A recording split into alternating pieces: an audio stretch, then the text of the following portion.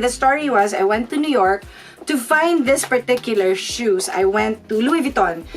Yun yung may pinakamalaking Louis Vuitton. So I went, I was so excited. Kasi I was, tour yun eh. So I couldn't wait to go to New York to get this freaking shoes. And then when I got there, nakita ko na, nandun sa display. Sa umpisa pa lang, sinabi agad sa akin, wala akong size. Sorry? Hindi ako binilan. Sinabi talaga, sabi ko, can I at least try them on? Sabi ng guy, no. Sabi talaga, ganon.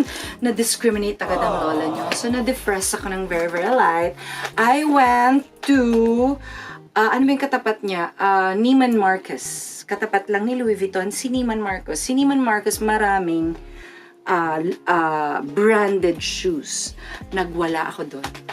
Ang ending ko, ang inuwi ko ay 20 pairs of shoes. Wow! Kasi na-depress ako 20 pairs.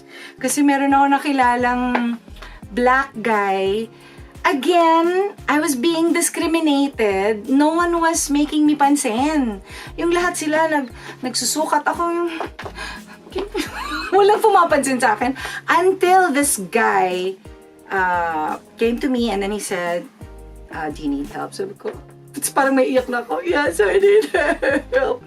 So, lahat ng tinuro ko, binili ko talaga. So, ang happy niya. Super happy siya. Samantalang yung mga buwisit na ibang nandun, nagtitinginan sila kasi yung mga ibang nagsusukat doon, wala namang binili, te.